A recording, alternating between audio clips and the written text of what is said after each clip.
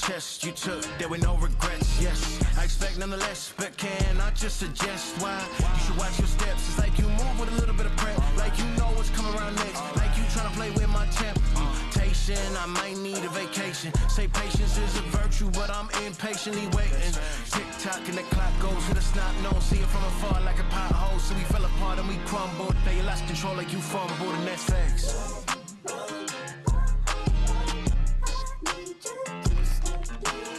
Stop playing these games, stop playing these games. Stop playing these games, stop playing these games. Okay, this version of me that you see on IG could've never been if I was with you. I just knew we was perfect, I thought we was birthday, but now I see you was the issue. I was struggling and that's a fact. Now I'm up and you say I'm a snack. I've been working and praying, you was working and playing. My heart, yeah, I needed that back. Let's be honest, you wasn't with me shooting in the gym. Now you shooting at the rim, but you never make it in. And anyways, I'm someone else's him, so I wrote this little hymn, work out to it in the gym.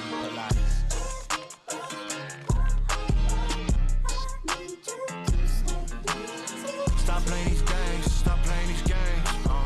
Stop playing these games, stop playing these games. Ay, on the line she go, text me where you at. See girl, I ain't no boomerang, you ain't never gonna get me back. You fool me once, then learn from it. Fool me twice, I heard again. 3 times the charm, the feeling that I'll never be burned again. Water it down, let's get to the roots. Try to discuss, you sit and refuse. Say I'm the spark when we in the dark, then change your mind and put out a fuse. Confused you are, yeah, like usual. Don't know who's at fault, look in the mirror like who to call. Got no friends on the line, ring ring. You all about dimes, ching ching. You know when a fat lady says it, then it's over, sing sing. We ain't gon' regroup like scrimmage, no. Back and forth like tennis, black and white, the lines they show. Cause me and you, we finished.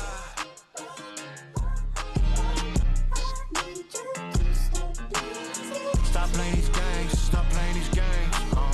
Stop playing these games, stop playing these games. Aye.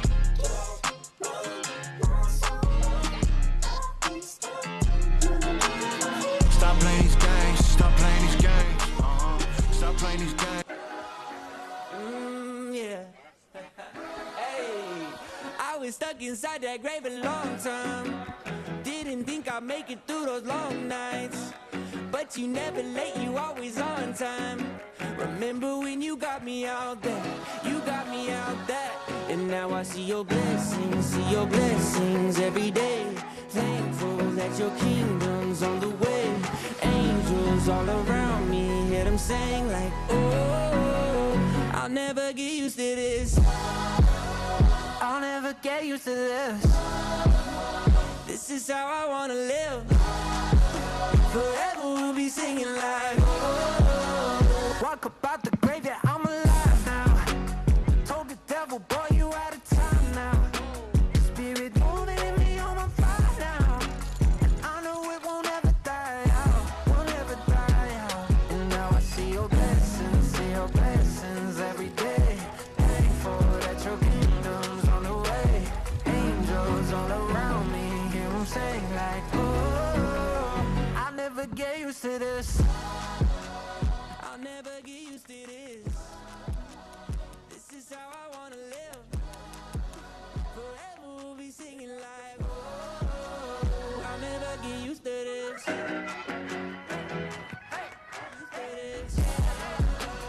I'll never get used to this. This is how I wanna live. Forever we'll be singing like, oh, I'll never get used to this. Boa tarde, gente. Coloca de pé no seu lugar, a gente está começando mais um culto.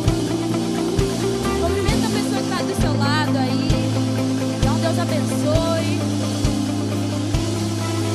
E que nessa tarde a gente possa adorar a Deus com todo o nosso ser, amém?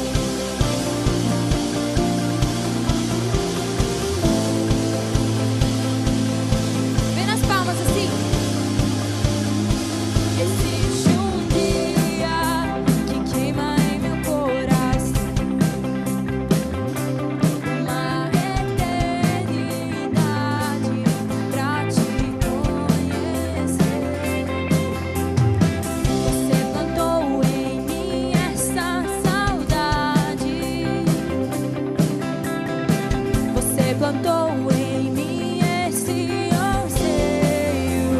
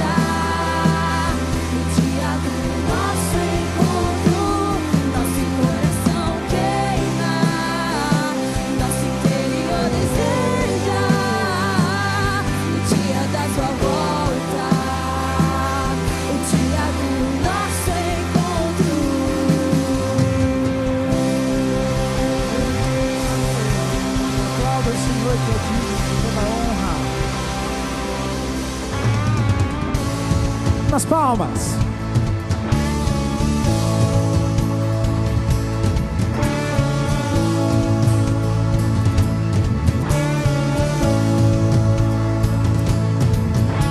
Perdido na escuridão, buscando por proteção, minha alma cansada desfaleceu.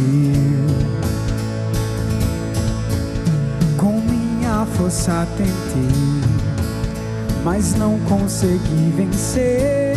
Eu estou caindo, desanimei. Declare isso. E quando a estrada terminou, Jesus a mim se revelou e me falou que sozinho eu não estou. Me levantou, me transformou, meus pés na rocha Ele colocou. Graças ao Mestre, meu Salvador, meu coração curou, meu nome trocou, liberto fui, o mesmo eu não sou. Graças ao Mestre, meu Salvador, grato sou. Quem foi transformado pelo sangue de Jesus? Não posso negar o que vi, a minha escolha é crer, como cinzas ao vento, minhas dúvidas se vão, e eu abandonarei os fardos que carreguei, vou prosseguir, não volto atrás, agora e sempre, agora e sempre, na salvação que em Cristo achei, perdido estava o caminho, eu encontrei, me levantou, me transformou, meus pés na rocha Ele colocou. Graças ao Mestre, meu Salvador, meu coração curou, meu nome trocou, liberto fui, o mesmo eu não sou. Graças ao Mestre, diga isso! Grato sou. Aleluia, nós somos gratos.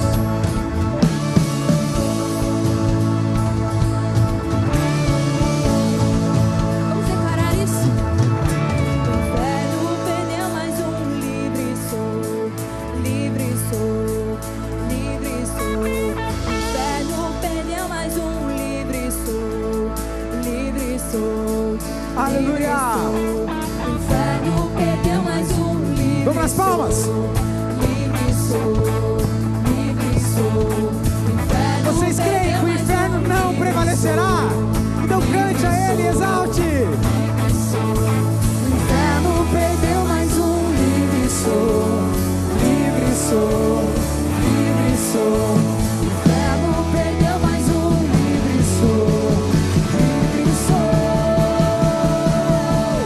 Levantou, transformou, meus pés na rocha Ele colocou. Graças ao Mestre, meu Salvador, meu coração curou, meu nome trocou, liberto fui, o mesmo eu não sou. Graças ao Mestre, meu Salvador, grato sou. Eu grato sou, Senhor.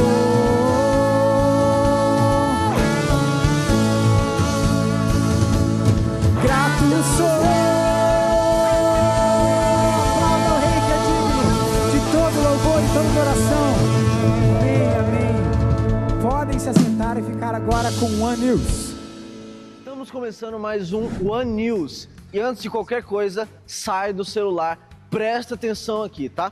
Final de semana que vem a gente vai ter 3 coisas. Primeira, nosso culto de gratidão por tudo que Deus fez nesse ano e visando tudo que Ele vai fazer no ano que vem. Então, não fica de fora. Segunda coisa, Super Dia Pocket, que é um momento de evangelismo com homens e mulheres. Então, se deixe ser usado por Deus.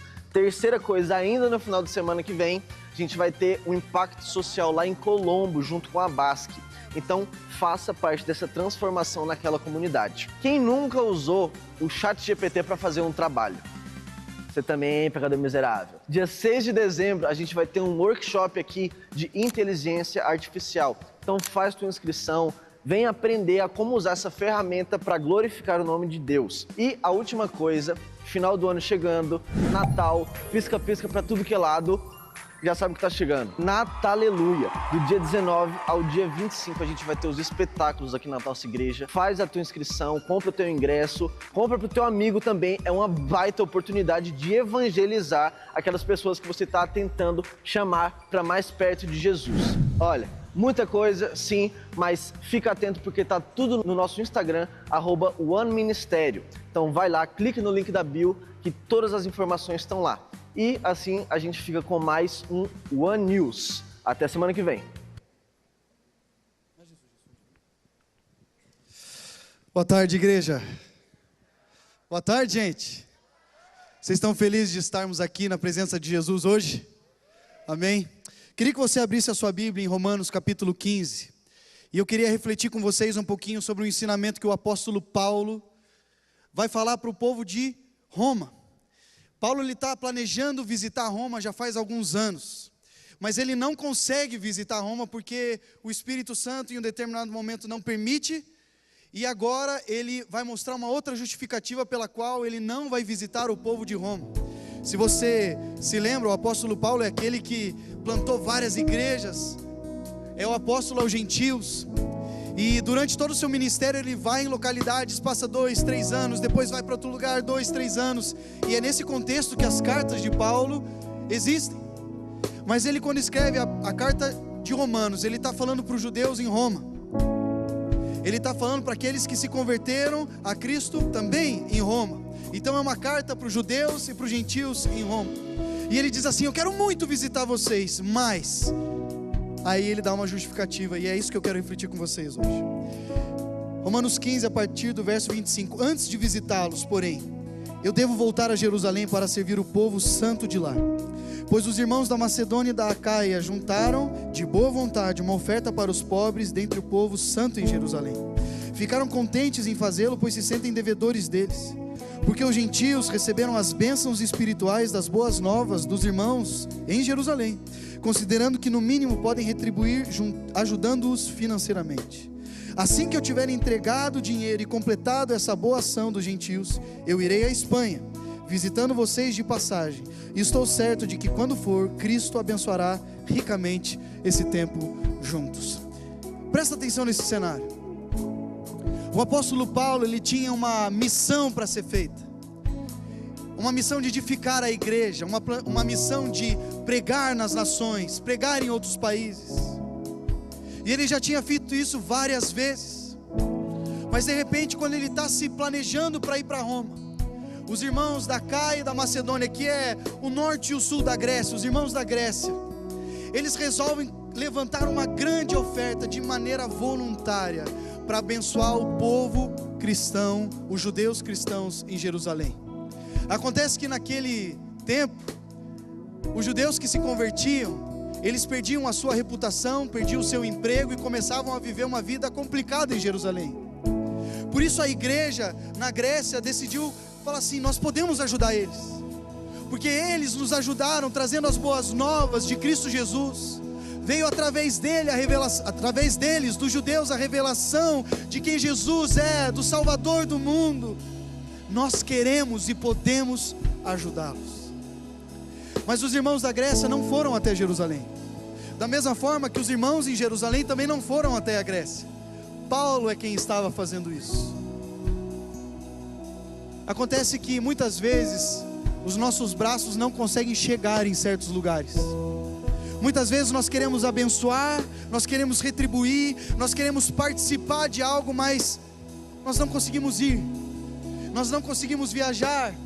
Estava conversando sobre a viagem com o Nepal que a gente fez ano passado. Tem muitos que não conseguem ir, mas semelhante aos irmãos da Grécia que estavam tentando ajudar o povo em Jerusalém, nós podemos como igreja nos levantar e ofertar de maneira alegre, de maneira voluntária e de maneira espontânea, para que através das nossas ofertas a gente possa alcançar lugares onde os nossos braços não alcançam. Paulo levava isso tão a sério que ele decidiu parar por um tempo a sua viagem missionária, para voltar em Jerusalém, simplesmente para entregar uma oferta. Eu sei que a gente faz esse momento todo culto, mas nós não podemos, pela rotina e pela liturgia, perder a importância desse momento de dízimos e ofertas. É um momento onde a gente pode participar ativamente, é um momento onde a gente pode abençoar, onde a gente pode sim retribuir aqueles que estão nos abençoando. Você sabe que quando você contribui com seus dízimos e ofertas aqui, você ajuda a sustentar essa estrutura que tanto te abençoa, os pastores que tanto te abençoam, mas você também está alcançando nações, povos, da mesma maneira que os irmãos da Grécia estavam fazendo com o povo em Jerusalém. Eu queria te convidar a ficar em pé, e que você agora sondasse o seu coração e dissesse: será que eu estou sendo um instrumento de Deus para alcançar as nações? Será que eu estou sendo um instrumento de Deus para que, assim como o povo da Grécia, da Acaia, da Macedônia, alcançar os povos com o nosso bolso também? Enquanto a gente canta e adora ao Senhor, saiba, através dos seus recursos você alcança lugares que fisicamente você não poderia alcançar. Através dos seus recursos você abençoa um povo, você abençoa povos, nações, essa igreja, de uma maneira que às vezes fisicamente você não poderia ajudar. Então, enquanto adoramos ao Senhor, vamos estender a nossa projeção de bênção, vamos estender os nossos braços para todos os povos através dos dízimos e ofertas. Vamos adorar ao Senhor.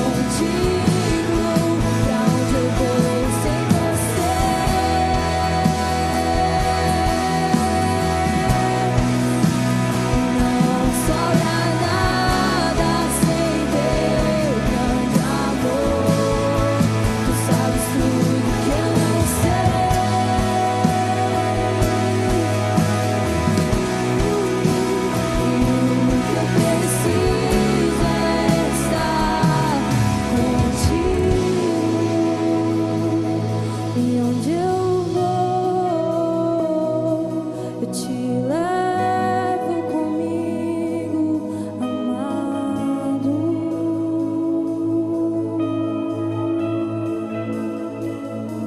E onde eu vou,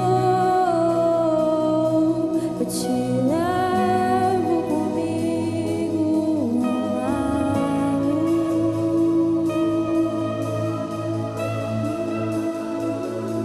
E onde eu vou, eu te levo comigo, amado.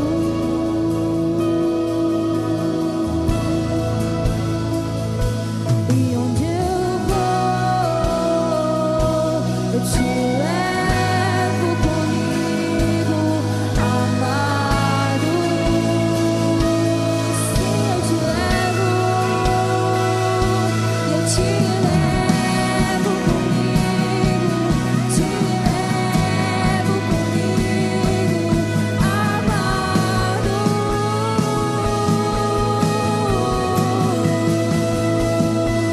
te levo comigo, te levo comigo, amado.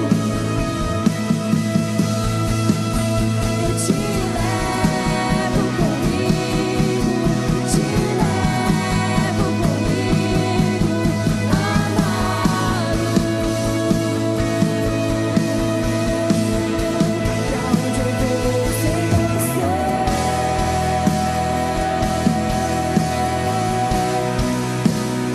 Não sobra nada sem teu grande amor. Tu sabes tudo que eu não sei.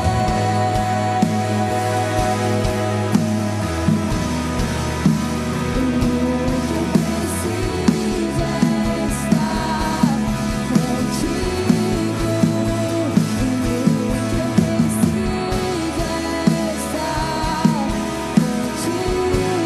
o que eu preciso é estar contigo.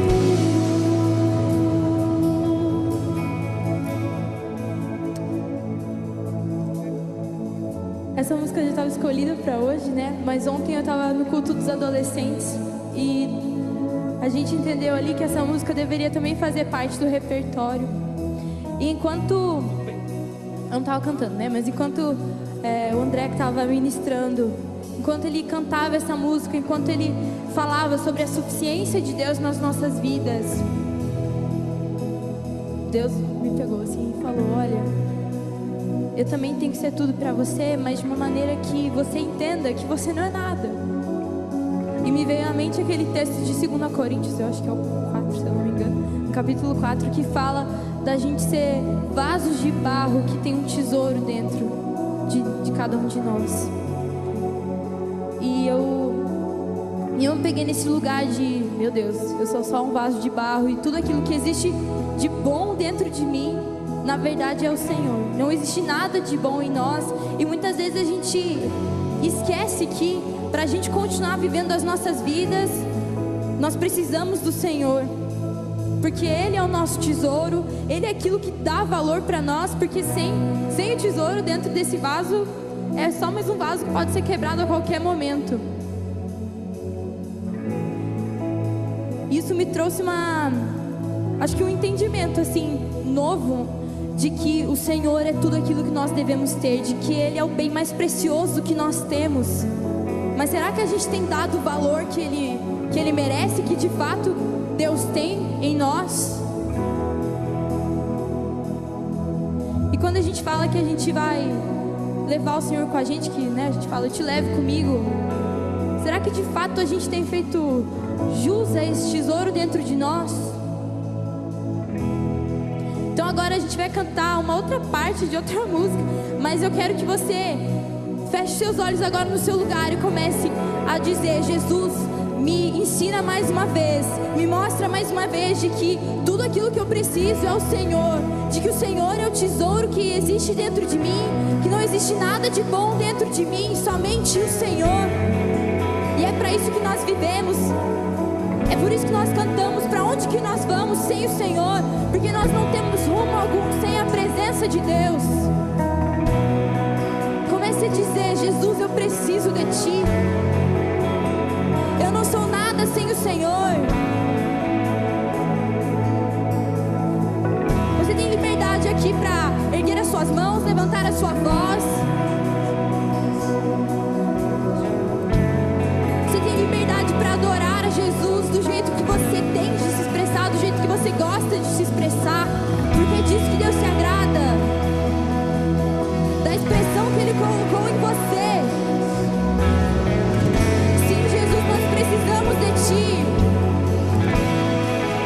Não existe outro igual a Ti, Deus. Nós nos rendemos aqui nesta tarde, Jesus, dizendo que nós somos apenas vasos de barro, mas que aquilo que existe de bom em nós é o Senhor, Jesus.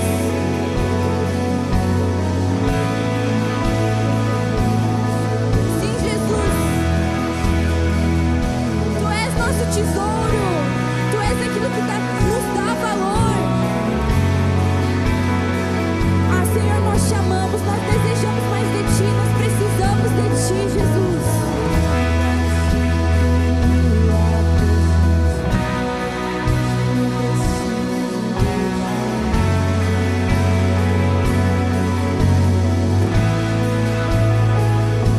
E só Você pode me dar o que eu preciso. E o que eu preciso é Jesus. Só Você pode me dar o que eu preciso. O que eu preciso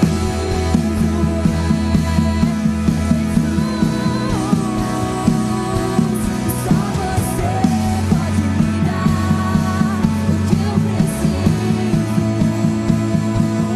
que eu preciso Vamos dizer isso mais uma vez. Só Você pode me dar o que eu preciso. E o que eu preciso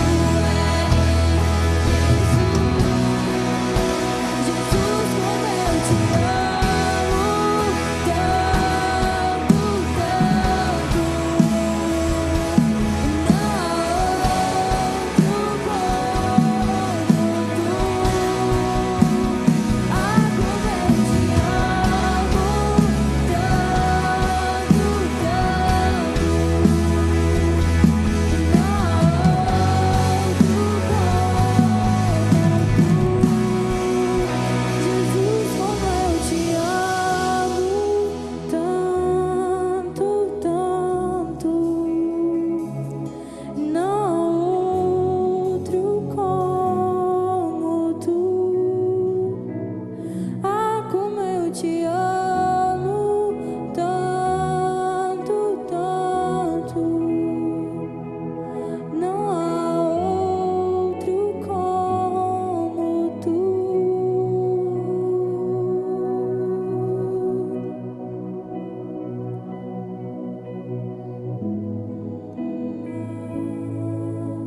Jesus, como eu te amo tanto, tanto.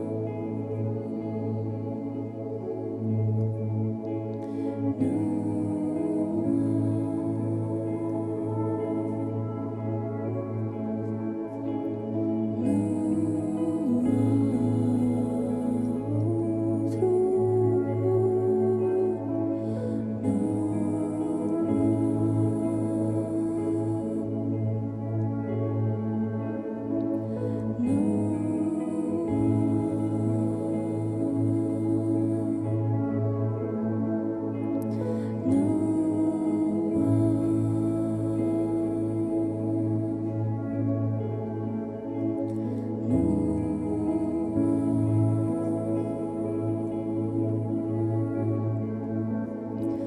Tudo que eu tenho aos Teus pés,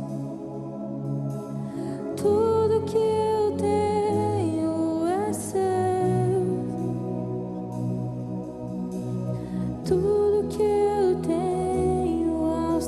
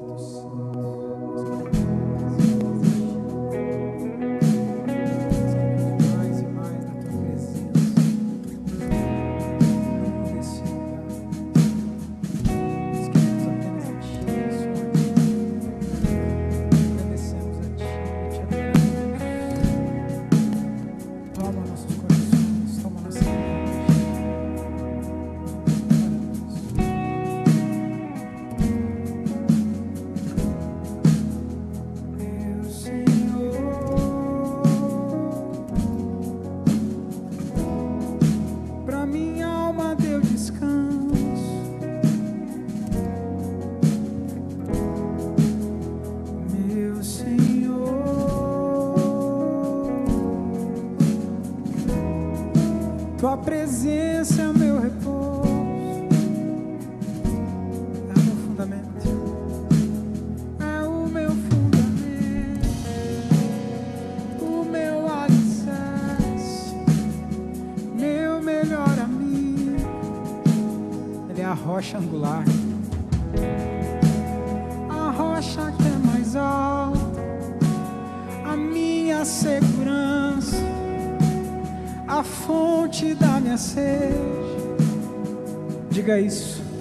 Estou firmado na rocha, estou firmado na rocha. Diga isso mais uma vez. Estou firmado na rocha.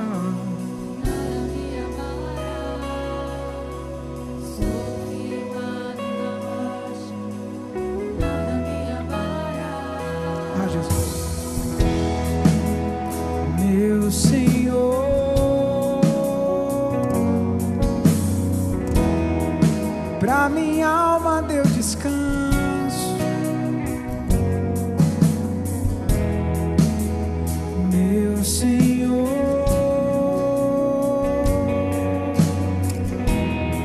sua presença é meu repouso. Diga isso.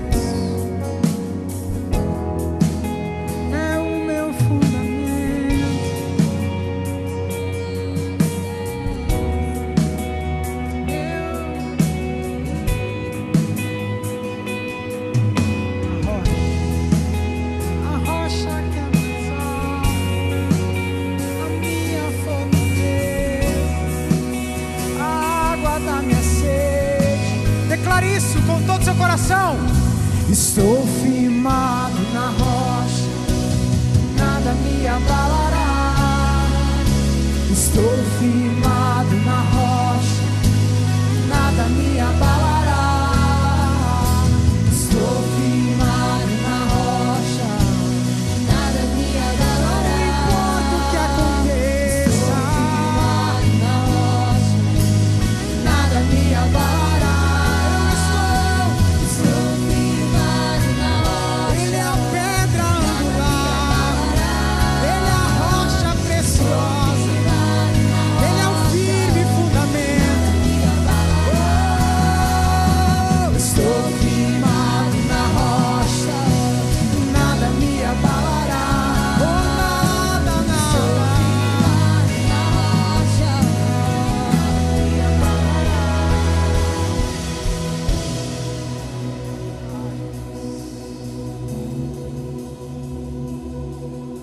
Pedro, capítulo 2, ele fala: pois as escrituras sagradas dizem, eu escolhi uma pedra de muito valor, que agora ponho em Sião como a pedra principal do alicerce. Quem crê nela não ficará desiludido. Essa pedra angular, ela é colocada antes de qualquer fundamento. Ela se torna o fundamento. Se essa pedra angular estiver desregulada, as paredes cairão, o teto não ficará reto. Pedro declara para a igreja: essa pedra angular é Cristo, Yahvé, o Emanuel, o Elohim. Feche seus olhos. Talvez hoje o teu fundamento não esteja sendo Cristo, mas Pedro nos convida a colocar Ele como firme fundamento na nossa vida. Ele nos convida a colocar essa pedra angular no nosso fundamento, construirmos a nossa casa numa rocha. Ah, Jesus, nós clamamos agora para que Teu Espírito Santo possa descer nesse lugar. Nós clamamos para que Teu Espírito Santo possa construir casas destruídas. Nós clamamos para que o Teu Espírito Santo possa construir casamentos destruídos. Nós queremos convidar o Senhor a ser a pedra angular. Nós queremos convidar o Senhor a ser o nosso firme fundamento. Nós clamamos Yahvé, nós clamamos Yahvé.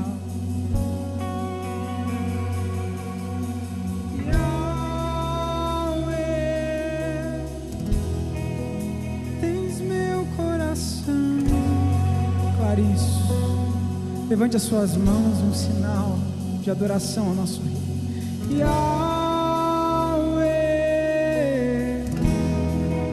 a minha canção, nós te adoramos, Rei. Nós te exaltamos, Yahweh, Yahweh. Tens meu coração.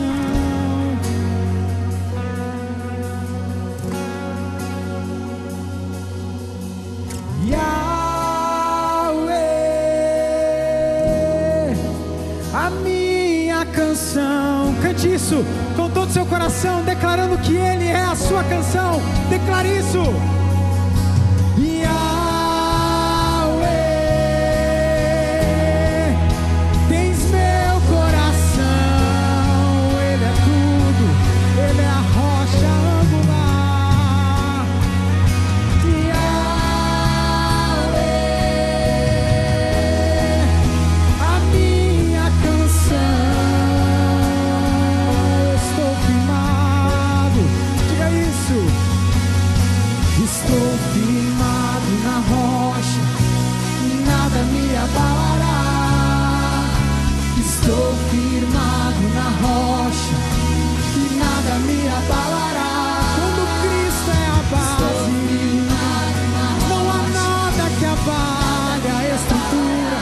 Quando Cristo é a base, Satanás estremece. Diga a Ele.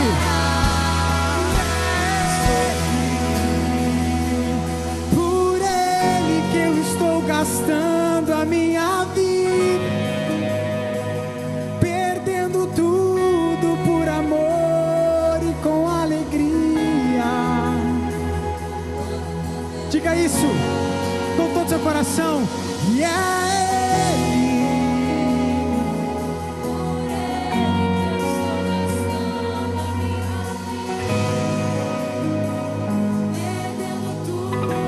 Por amor e com alegria, dono dos meus dias, e Ele virá, soberano em poder, Ele virá.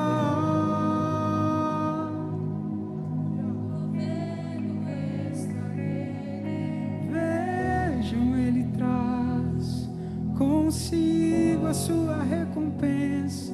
Ele virá, soberano em poder, Ele virá, e o governo está nele.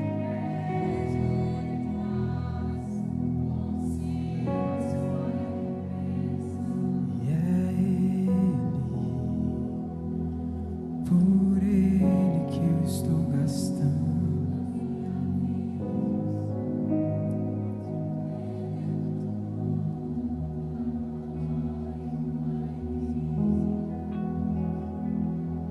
Todos os meus dias.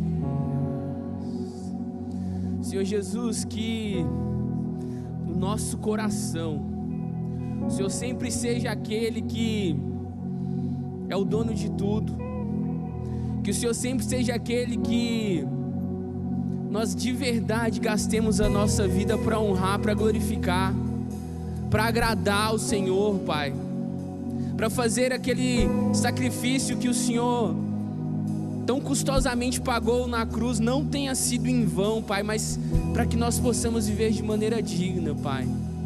Que o Senhor receba a nossa adoração, que o Senhor receba o nosso louvor, que o Senhor receba as nossas vidas rendidas ao Senhor, para que possamos viver para a honra e glória do Teu santo nome. Essa é a nossa oração. Amém. Amém. Você pode aplaudir ao Senhor?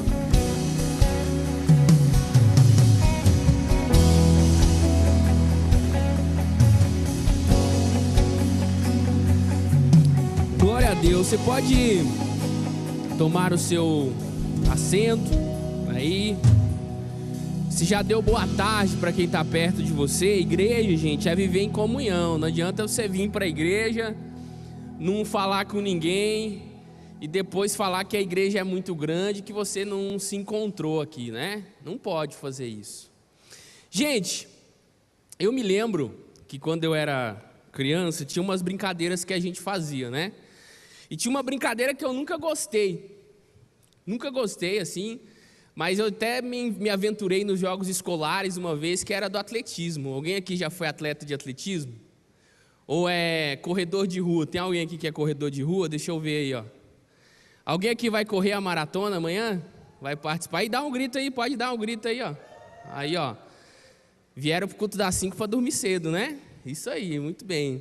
Eu me lembro que ano passado teve a corrida ali, a Natal Feliz, não é? Gente, o pastor José Vitor, o pastor Jefferson, a Maria Eduarda e o Felipe, meu amigo, falam assim: vamos lá, você dá conta, é só 5 quilômetros. Cara, eu dei conta, eram só 5 quilômetros, mas eu precisei de um apoio moral gigante ali.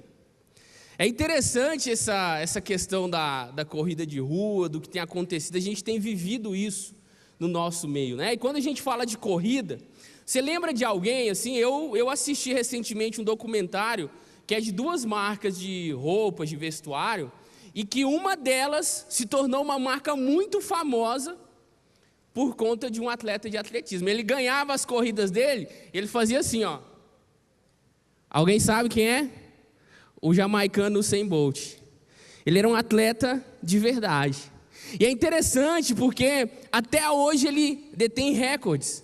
E olha que ele já parou de correr há um tempo. Pensa o efeito que esse atleta teve na história.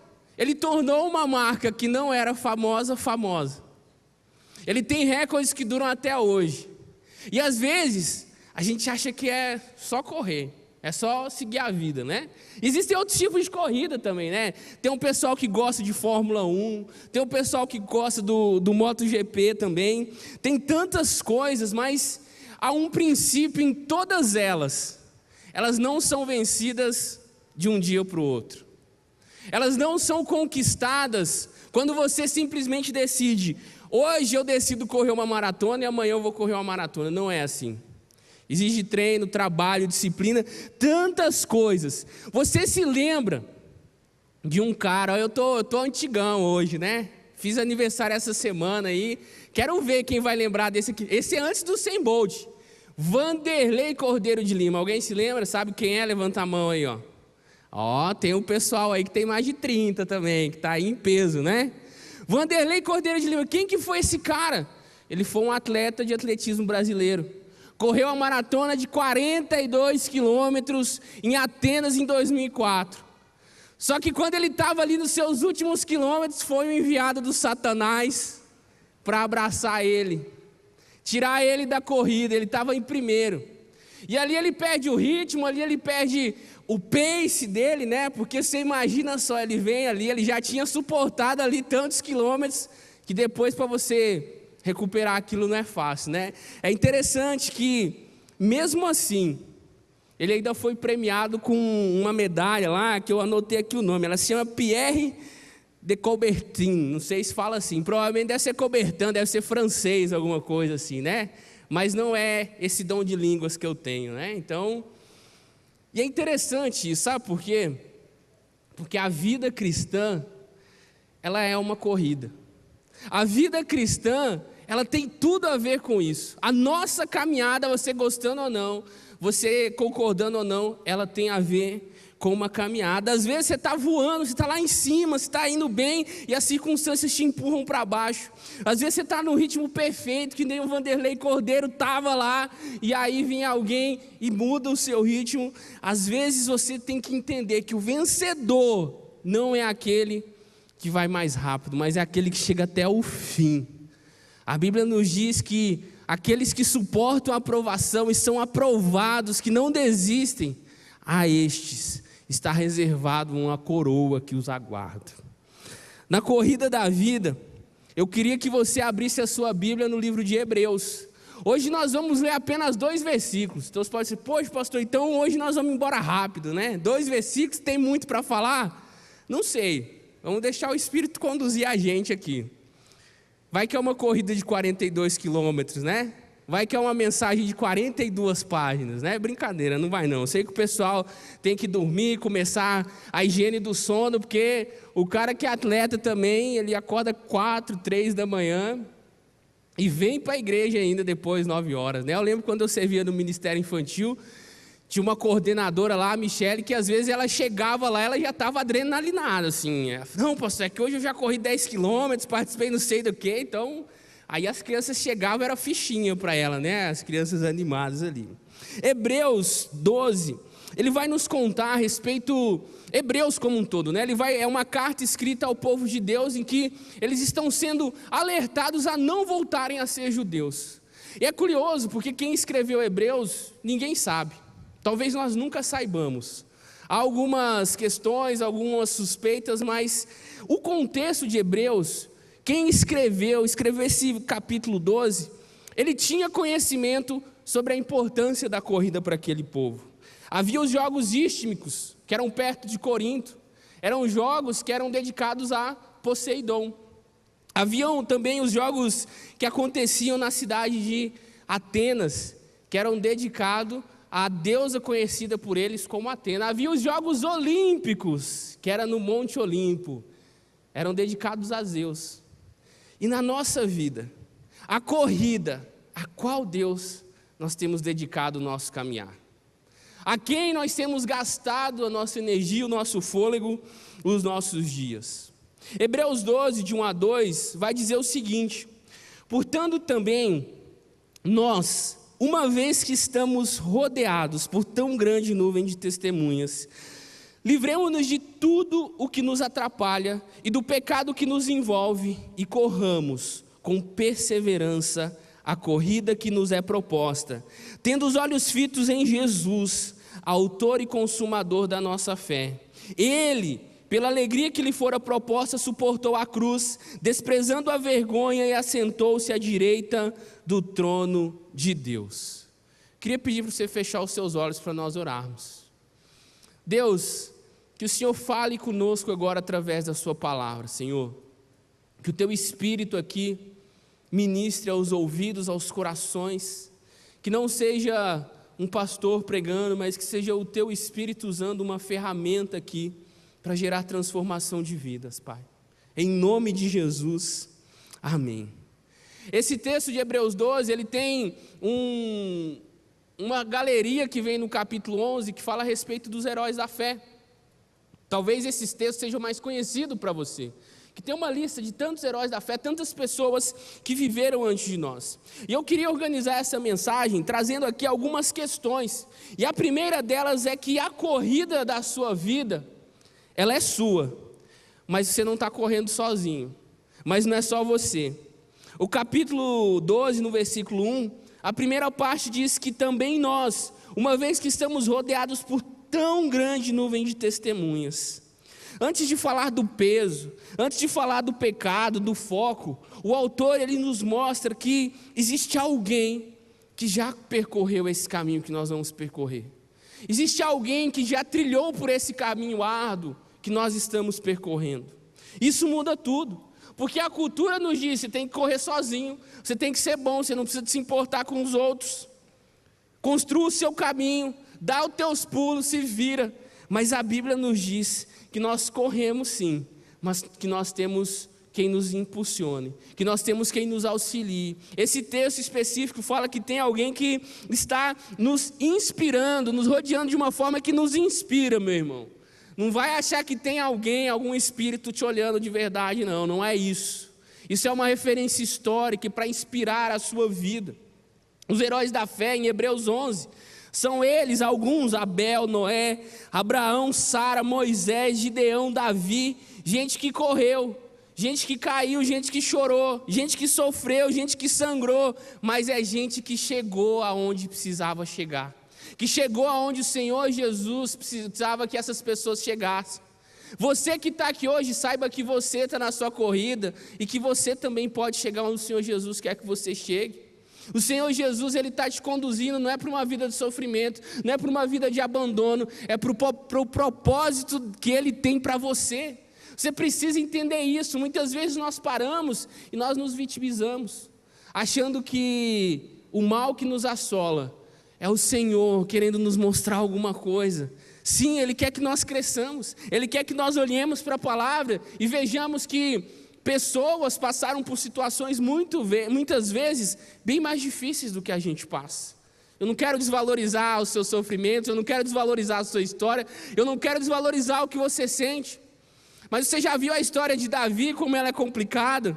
Você já viu a história de Abraão, a história de Moisés, de Gideão, como essas pessoas foram provadas? Sara, então, nem se fala. Você que é mulher, que sonha em ter os seus filhos e talvez você tenha questões médicas que jogam contra você, olhe para Sara, olhe para o que Deus fez na vida dela. E tantas outras mulheres que nós podemos encontrar ali. Quando nós acharmos que estamos correndo sozinhos, que não tem ninguém para andar com a gente, nós precisamos nos lembrar que existem pessoas que já passaram por isso.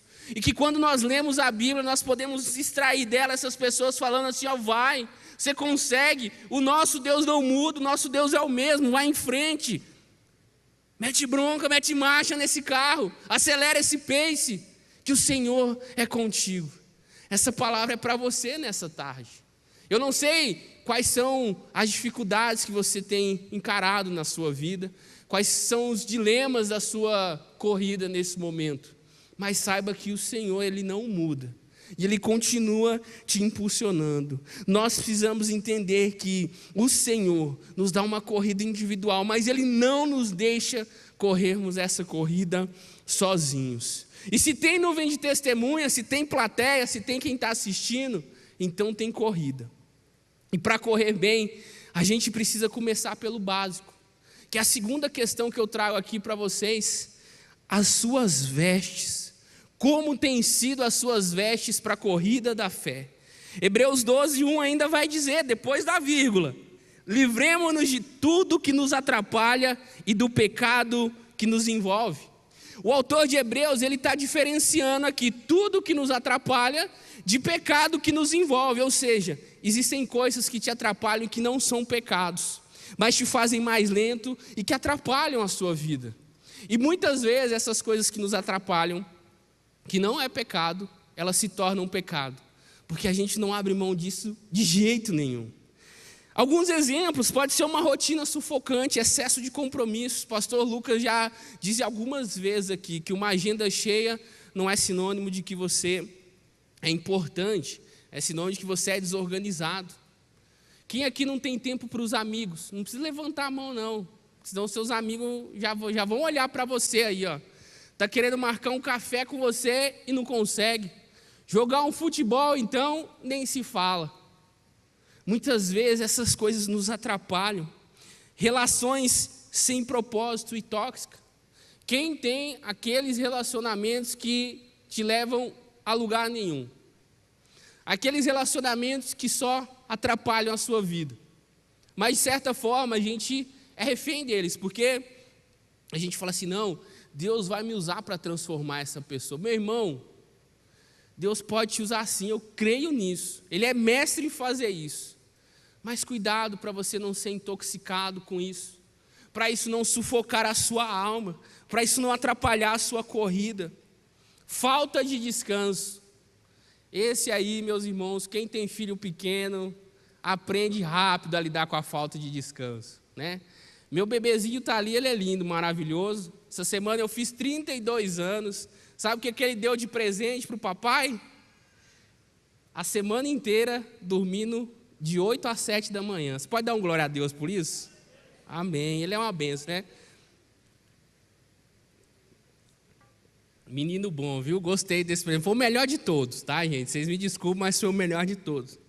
Fiquei muito feliz. Entretenimento exagerado também atrapalha. Você só consome o que te alegra, o que te anestesia, o que te deixa trilegal. Isso nos atrapalha a nossa caminhada. Você pega o seu celular lá, é para jogar joguinho, é para ficar vendo rios de bobagem, ficar mandando rios para os seus amigos.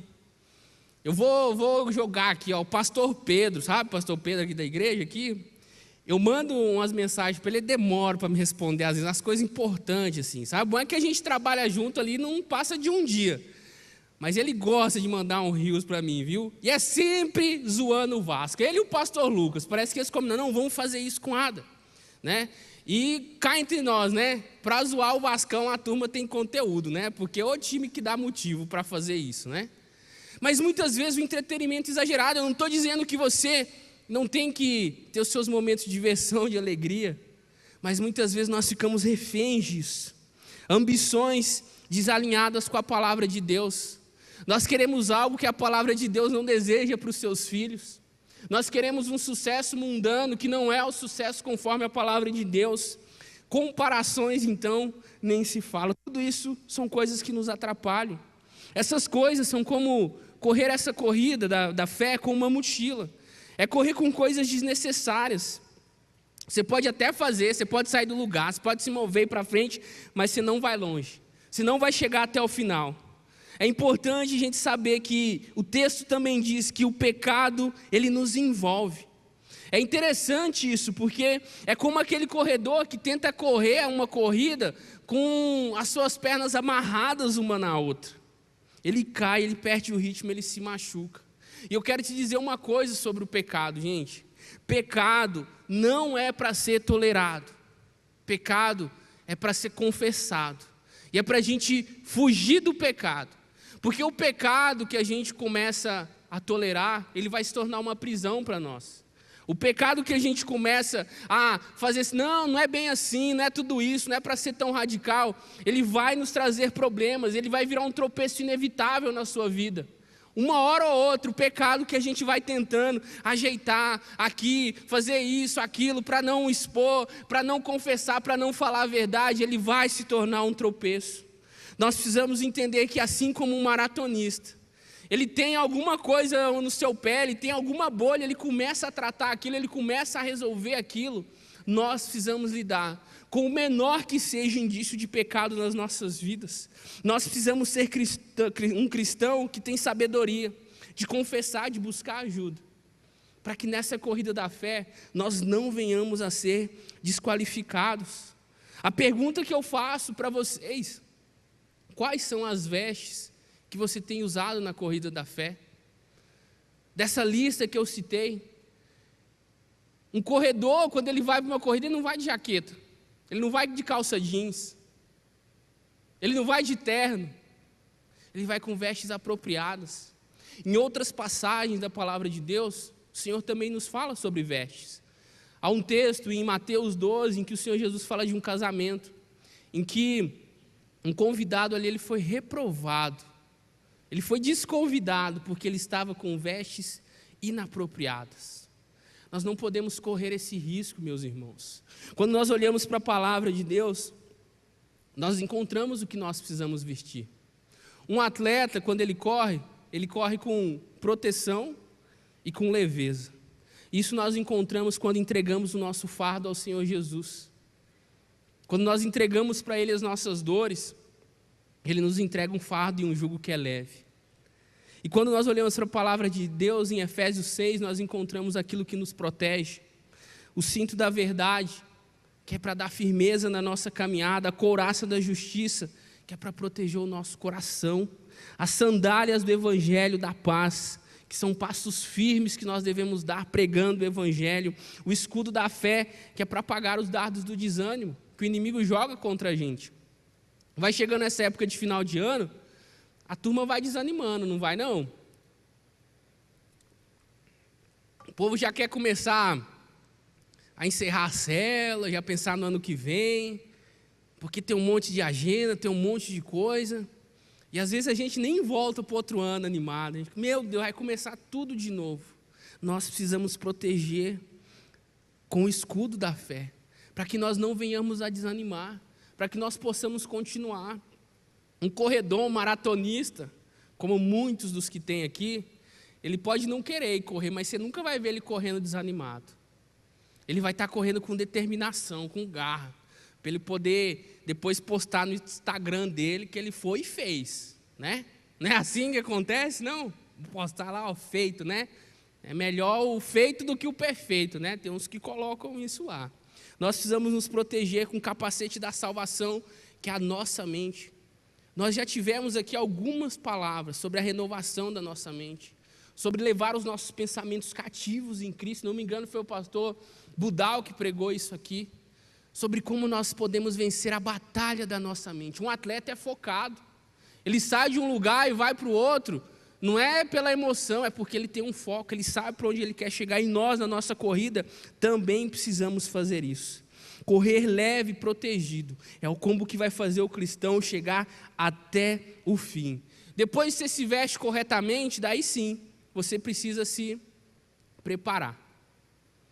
A terceira questão que eu quero destacar com os irmãos é como tem sido o seu preparo para a corrida da fé. Ainda no versículo 1 de Hebreus, diz o seguinte: corramos com perseverança a corrida que nos é proposta. Como eu falei, ninguém corre 42 quilômetros sem preparo. Você não acorda e decide ser maratonista de um dia para o outro. Basicamente, o que eu fiz na corrida natalina foi isso. Nunca tinha corrido 5 quilômetros na vida. Aí eu fui correr com o Jeff, que corre 15, 20. O Felipe, que já corre meia maratona. Não, vamos lá. Pensa os amigos que eu tenho, né? Fiquei com as pernas doendo umas 2 semanas, meus irmãos. Conseguia nem andar direito. Isso assim, quando já deu o 3º quilômetro lá, eu já estava sentindo isso, né? Não, vamos parar aqui, né? Deixa eu ficar nos 3 quilômetros aqui, tá bom. Não, vamos. E a turma falou, vamos. Acabou que eu fui, né? E a Maduzinha lá do Zé Vitor lá na frente já, né? Deixava nós para trás. Tinha hora que a gente olhava assim, ela estava até correndo no mesmo lugar, parada assim, para não perder o pique dela. Gente, nós precisamos nos preparar para aquilo que nós vamos fazer. Um atleta se prepara com disciplina, treino, alimentação, respiração, repetição, treinando sua resistência e sua resiliência. E como que o crente treina a sua força espiritual? Como o crente mede a sua vitalidade espiritual? É através da palavra de Deus. As referências que a Bíblia fala sobre a palavra de Deus é que ela é um alimento diário. Sem Bíblia, você vai virar um cristão magricelo. Sem Bíblia, você vai ficar um cristão fraco. Não adianta você consumir pregação do YouTube, você consumir culto, se você não consumir o alimento diário em casa. Na sua casa, você toma café da manhã, almoça, janta. Não adianta você querer se alimentar só aos sábados. Quando você vem aqui para a igreja, de fato você recebe um banquete. Mas a saciedade desse banquete, ela é curta. Nós precisamos nos alimentar com a palavra de Deus.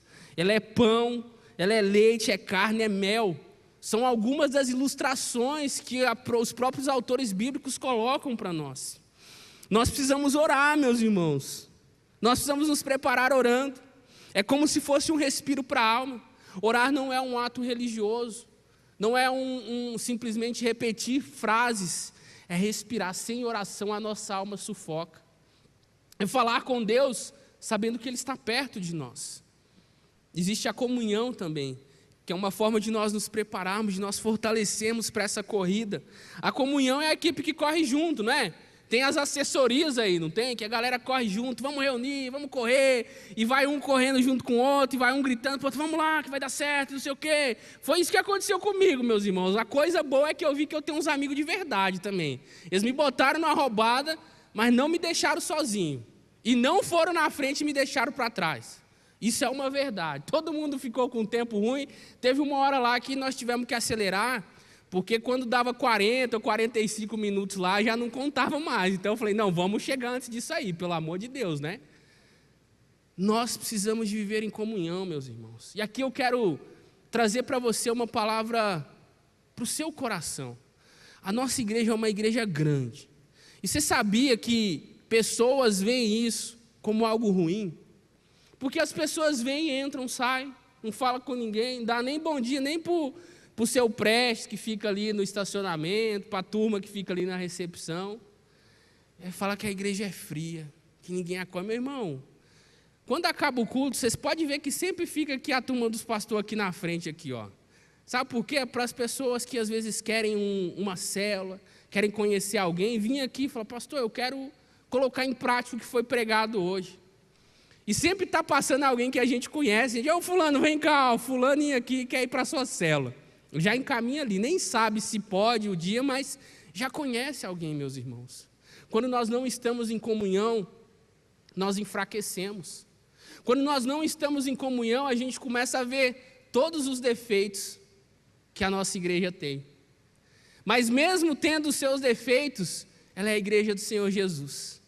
Quando nós estamos em comunhão, nós celebramos os avanços, nós celebramos o que Deus tem feito, e isso é a verdadeira comunhão. Agora, se você está em um grupinho que está só falando mal, só falando coisa ruim da igreja, esse grupo não é um grupo de comunhão, não. A Bíblia declara ele como um grupo, como uma roda de escarnecedores, meus irmãos. Nós precisamos de nos preparar para correr a corrida da fé junto com os nossos irmãos. Nós precisamos de correr juntos. Nós precisamos entender que outra forma de nos prepararmos é servindo. O serviço, ele é como uma musculatura espiritual. O serviço não é peso, ele é uma musculação da fé. Quanto mais nós servimos, mais nós somos fortalecidos. E aqui eu não quero te dar uma palavra que você tem que servir em todos os cultos, todos os dias da semana, não. Mas você deve servir com compromisso e com regularidade. Não é servir um dia e depois você servir só no outro mês, não. Isso não dá certo, sabe por quê, meu irmão? Porque você não vai pôr na sua agenda, e mesmo servindo só uma vez no mês, no outro mês você vai ter marcado um compromisso no dia que você ia servir. E eu falo isso porque eu fui pastor de ministério infantil, gente. Lá é uma galera de voluntário, e eu falava sério com eles, falei assim, gente, você pode até furar a escala, mas não é comigo que você está furando a escala, não, é com Deus. Porque você que deu o seu nome, com base no seu compromisso com Deus. Daí o povo ficava assim, nossa, é isso mesmo, irmão. Quando você fura escala, não é com o seu pastor, não é com o seu líder, você vai ficar devendo para Deus. A sorte, nossa, é que ele perdoa rápido. É só a gente pedir perdão e consertar a vida. Para a mulher lá que ia ser apedrejada, ele falou, olha moça, vá e não peques mais. Nós precisamos entender isso. O servir, ele vai nos fortalecer espiritualmente, sim. Ele vai deixar a nossa estrutura espiritual mais forte. E por fim, nós temos o Espírito Santo, que é a verdadeira força, meus irmãos. Um maratonista, depois que passa do quilômetro 32, 35 ali, principalmente quando é a primeira, ele chega pela fé. Não é mais por ele. É algo que ele está tão determinado, né, que as pessoas falam assim, cara, é um negócio sobrenatural isso aqui. Para mim, em 5 quilômetros já foi assim, entendeu? Foi só pelo Espírito Santo. Na igreja, o Espírito Santo é a força que move, é a força que nos empurra, que nos leva para frente.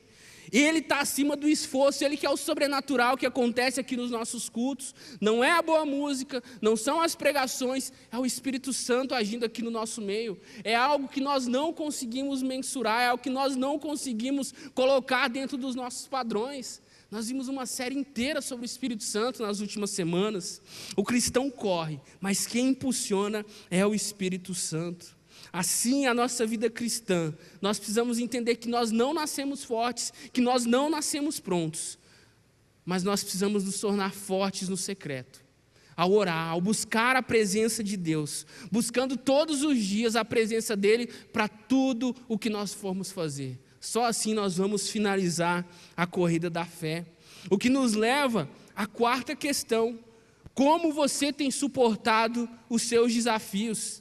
Hebreus 12, 2 vai dizer, tendo os olhos fitos em Jesus, autor e consumador da nossa fé, ele, pela alegria que lhe fora proposta, suportou a cruz. Existe um termo técnico que se chama o muro dos 32 quilômetros, é um termo técnico popular. Talvez quem é maratonista aí vai saber disso, que é a partir dali que a sua mente começa a te sabotar. Mas, cara, não vai mais, já deu, você já correu 32, que as pessoas começam a desanimar. E na vida do crente há o equivalente também. Na vida do crente há o momento em que a gente quer parar, em que a gente quer desistir. E normalmente isso acontece em outubro, novembro e dezembro, sabia? Que é quando as pessoas começam a falar assim, não, eu quero entregar meu ministério, eu não quero mais servir. Por quê? Porque está acumulado o ano inteiro. Às vezes a pessoa precisa só de um respiro. O muro dos 30 dos crentes, dos cristãos, ele quer nos fazer parar. É quando a oração não flui, não é por rebeldia, mas simplesmente porque você está cansado. E quem está cansado não para, não é para desistir, é para encontrar descanso. E aí entra uma coisa que eu acho muito interessante, que eu ouvi dos meus amigos. Ele fala assim: Ada, você vai aprender a descansar enquanto você corre. Eu falei: sem estar deitado, sem estar dormindo, correndo, você só pode estar brincando comigo. Mas com a palavra de Deus, meus irmãos, nós aprendemos a descansar enquanto nós andamos com o Senhor Jesus. Às vezes mais rápido, às vezes mais devagar, mas o Senhor Jesus não é aquele que nos chama para parar. Muitas vezes o nosso muro dos 32 quilômetros na vida espiritual é quando a leitura da Bíblia parece seca. Não porque o texto muda, mas porque a nossa alma está cansada. Porque a nossa alma olha para o texto bíblico e diz assim: cara, não vai saltar hoje as labaredas de fogo da minha Bíblia. O muro dos 32 é quando a nossa mente fica confusa. Os pensamentos soltos, a ansiedade vem até nós. Quando a nossa fé fica pesada. Sabe o que é uma fé pesada? É quando a gente crê, mas a gente não crê que vai acontecer tão rápido. É quando a gente crê, mas pensa que quando vai acontecer precisa de ter todas as circunstâncias ideais. Funciona assim. Muitas vezes é nesse muro dos 32 que a voz de Satanás fala mais alto.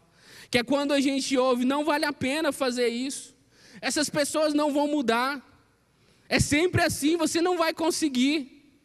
Nós precisamos de perseguir, meus irmãos, o que o Senhor tem proposto para nós.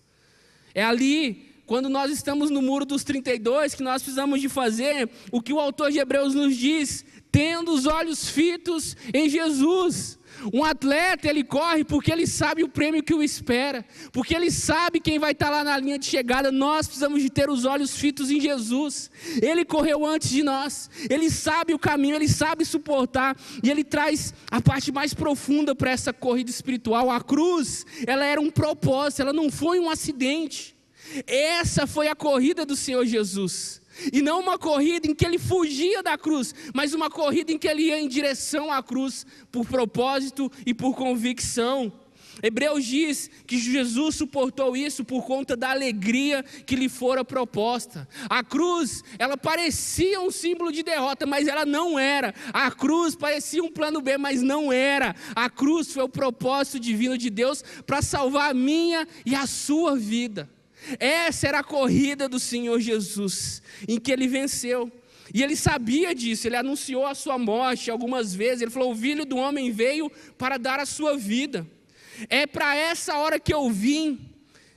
Aquela frase, quando ele está ali conversando com o Senhor, que ele fala: Senhor, se possível, afasta de mim esse cálice, mas que seja feita a sua vontade.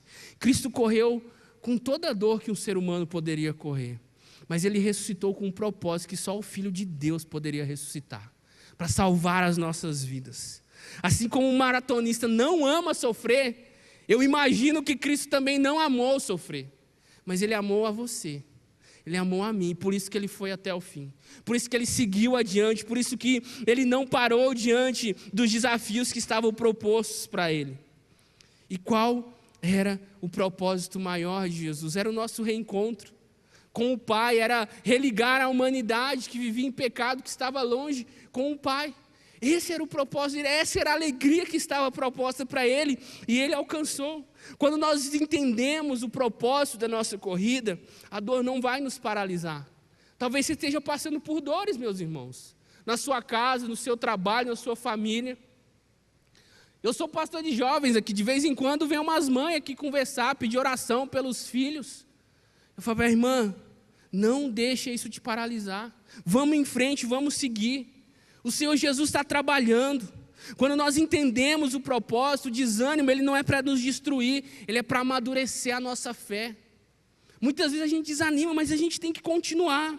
Quando nós entendemos o propósito, a cruz, ela não é para nos matar. A cruz que o Senhor Jesus fala que nós devemos tomar e carregar cada um a sua cruz é para moldar o nosso caráter, é para moldar quem a gente é para moldar a quem nós damos glória, que é o Senhor Jesus. Nós precisamos de entender isso. E é aquilo, se existe um propósito, se existe um esforço, se existe um objetivo, eu não poderia deixar de dizer que também existe o prêmio. Um corredor, meus irmãos, ele corre por um prêmio. A nossa corrida cristã, por mais que você fale assim, não, pastor, eu não quero nada em troca, mas o Senhor Deus, Ele coloca um prêmio àqueles que correm a corrida da vida, aqueles que correm a corrida da fé. E eu creio que se você está aqui hoje, você está em algum ponto dela. Hebreus 12:2 vai dizer ali no finalzinho que depois, suportando a cruz, desprezando a vergonha, Ele se assentou à direita do trono de Deus.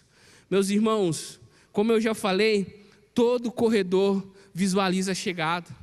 Os últimos quilômetros, eles são emocionantes. Em qualquer corrida, isso é um fato, seja numa corrida de rua, seja numa competição. Por quê? Porque as pessoas estão superando as suas dores, superando seus desafios.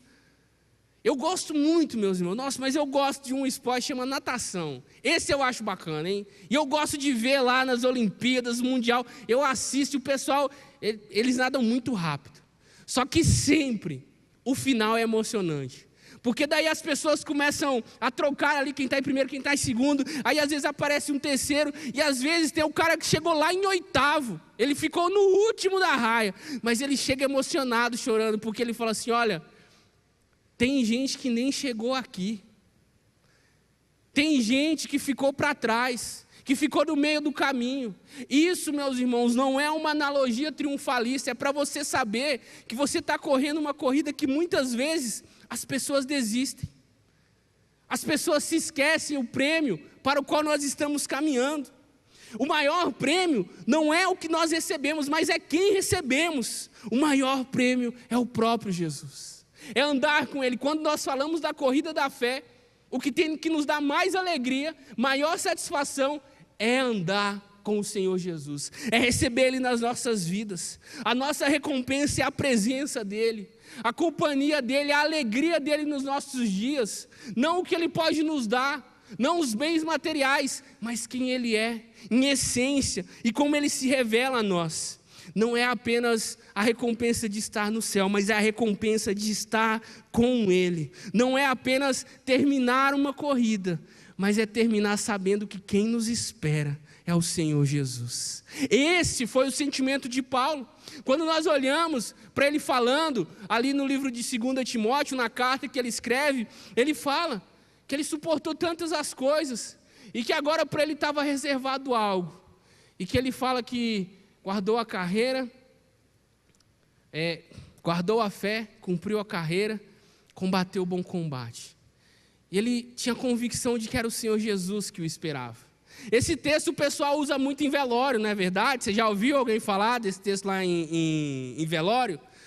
Para Paulo, ele estava nos últimos momentos da sua vida, mas para nós que vivemos, nós devemos viver isso todos os dias. Nós devemos guardar a nossa fé todos os dias. Nós devemos combater o bom combate todos os dias, cumprir a nossa carreira todos os dias, porque a alegria é andar com Jesus, não é somente ir para Jesus. Nós precisamos entender isso, meus irmãos. Caminhar com Jesus é muito precioso. A vida vale, a corrida da fé vale a pena, porque o final dela vai valer a pena também, que é um final na glória com o nosso Senhor Jesus. E eu não estou falando aqui, meus irmãos, que você tem que sair daqui, não, Senhor, se o Senhor quiser me matar, agora eu estou pronto, se o Senhor quiser me levar, eu estou pronto. Não, nós precisamos de viver isso aqui. Essa é a compreensão que eu quero trazer para os irmãos. A corrida da fé, a corrida da vida, ela é agora, junto com o nosso Senhor Jesus. Ele nos chama para viver isso. E eu queria orar com você agora, para a gente terminar esse tempo aqui. Eu queria pedir para você ficar de pé no seu lugar, para que nós oremos juntos. São tantos os desafios, eu não sei em qual quilômetro da corrida da fé você está. Eu não sei as dificuldades que você passou até aqui.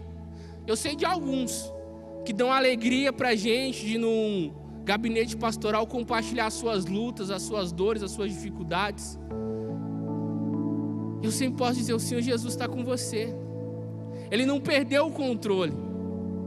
E eu queria que você fechasse os seus olhos e refletisse nisso por alguns instantes. Nós já estamos encerrando esse culto. Mas eu não queria que você saísse daqui sem fazer uma reflexão pessoal sobre a sua corrida da fé. Porque todo corredor, ele também precisa de fazer uma decisão. Ele precisa de escolher quem vai treinar. Quem vai ser aquele responsável por ensinar, por ajustar a postura, por regular o ritmo, por corrigir a respiração, por motivar na dor, por sustentar na perda. Todo mundo precisa escolher aquele que vai ser o guia. No esporte, esse é conhecido como um treinador. Mas na nossa corrida da fé, nosso treinador, ele é aquele que é o dono do nosso coração. Ele é aquele que reina nas nossas vidas. Ele é aquele que conduz os nossos passos. Jesus tem na sua assessoria, digamos assim, o Espírito Santo, que é aquele que vai dizer: continua, tá difícil, mas continua, eu vou te ajudar. Você quer parar, mas continua, você pode ir além. E são nesses momentos que os milagres acontecem, meus irmãos. Nós não corremos sozinhos, nós somos acompanhados pelo Espírito Santo em todos os momentos. E eu queria nesse momento, enquanto você reflete aí no seu lugar, talvez hoje seja um dia assim, falar: cara, eu estou correndo para o lado errado, eu estou correndo para trás, eu estou correndo uma corrida que eu não deveria estar correndo. Eu vou orar por você.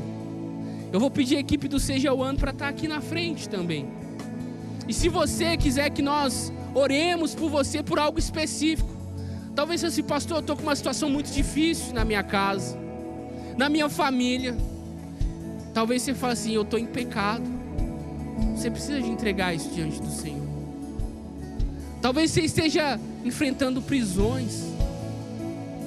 A gente vai ficar aqui um tempo para orar por você, porque nós somos o corpo de Cristo. Nós somos aqueles que caminham com o Senhor. E a gente quer orar pela sua vida. Talvez você fale assim: pastor, eu quero caminhar com Jesus. E esse é o primeiro passo. Não adianta você sair correndo sem primeiramente falar assim: eu quero caminhar com Jesus. O meu primeiro quilômetro eu vou fazer andando com Jesus. E na medida que Ele for me ensinando, eu vou acelerando o passo. Deixa eu orar pela sua vida. Senhor Jesus, que o Senhor tenha falado aqui aos corações dos meus irmãos, e que o Senhor continue falando isso, Pai. Que essa seja uma tarde de decisões. Que essa seja uma tarde onde o Senhor vai se fazer presente na vida de cada um, que ao sair daqui, Deus, vai sair com decisões tomadas. Talvez alguns vão vir aqui na frente apresentar pedidos de milagres. Talvez alguns venham entregar as suas vidas a Jesus. Falar assim: olha, eu quero aprender sobre Ele, eu quero fazer um discipulado. Jesus, que todas essas decisões sejam decisões que mudem a história dessas pessoas, para essa jornada que é caminhar com o Senhor, que é ir além daquilo que os nossos olhos podem ver, que é aquilo que o Senhor tem proposto para nós, Pai. Assim como Jesus cumpriu o que era proposto para Ele, Pai, Ele também está aqui hoje para nos ajudar a cumprirmos aquilo que o Senhor propõe para nós, Pai. Em nome de Jesus, amém. Com o amor de Deus, o Pai, a graça de Jesus, o Filho e as consolações do Espírito sejam com todos, hoje e sempre. Que Deus te abençoe e que você continue firme na corrida da fé. A gente vai estar aqui na frente para orar por você, caso você deseje.